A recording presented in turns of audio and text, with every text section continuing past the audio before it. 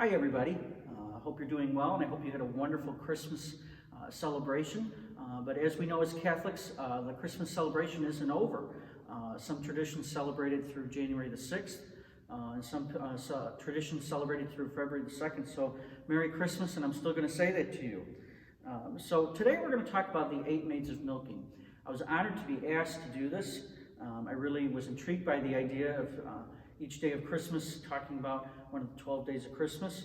And I was also really intrigued by the idea that each day means something from the Bible. So today we're going to talk about the 8 Maids of Milking, which is symbolizing the 8 Beatitudes. I'm going to read the Beatitudes for you. They're found in Matthew chapter 5, verses 1 through 12. So I'm going to read this for you, and it says here, "And seeing the multitudes, he went up on a mountain, and when he was seated, his disciples came to him. Then he opened his mouth and taught them, saying, Blessed are the poor in spirit, for theirs is the kingdom of heaven. Blessed are those who mourn, for they shall be comforted. Blessed are the meek, for they shall inherit the earth. Blessed are those who hunger and thirst for righteousness, for they shall be filled. Blessed are the merciful, for they shall obtain mercy. Blessed are the pure in heart, for they shall see God. Blessed are the peacemakers, for they shall be called sons of God. Blessed are those who are persecuted for righteousness' sake, for theirs is the kingdom of heaven.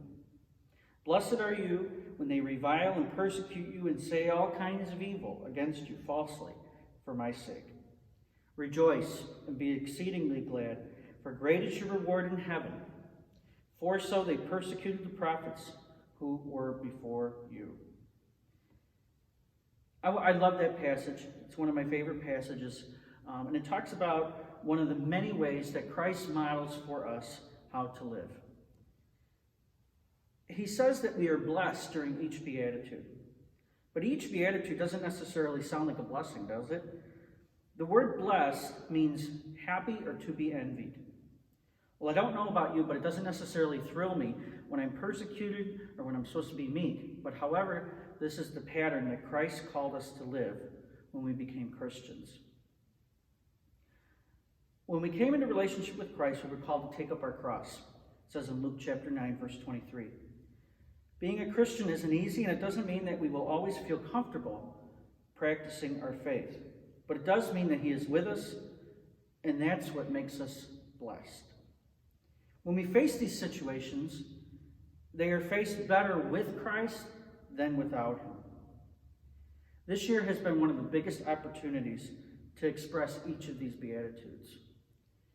I know most of us hope that 2020 would just be behind us, but I'd like to take a look at it as if it was an opportunity for growth for us. During each trial and tribulation, there is something for us to learn. And so I want to reflect on how we were called to live the Beatitudes even in 2020, even during all that was going on around us. We were called to be poor in spirit when we didn't know what was going on, but we were asked to be humble enough to learn, grow, and adapt. Some people put it as grow with the flow. We were called to not be worried about accumulating wealth here on earth, but looking toward our heavenly home, which is our eternal reward. We were called blessed when we mourned over the loss of loved ones, jobs, routine, or a sense of normalcy.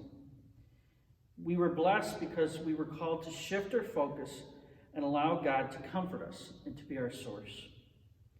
We were called to be meek and to listen to others and be a gentle soul.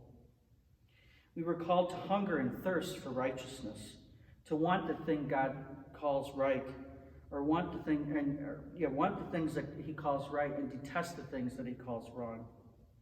We were called to be merciful when others around us became stressed or agitated, and we needed to be there for them, to be a shoulder to cry on. We were called pure in heart, not to be greedy, and care for those around us, and by doing so, the scripture says that we saw God. We were called to be peacemakers, because even when we disagreed with each other, it was better to let the Prince of Peace reign in our conversations. And we were called blessed when we stood up for what was right and persecuted for it, because by doing so, we don't look for gratification here on earth, but in heaven. because heaven is our eternal reward.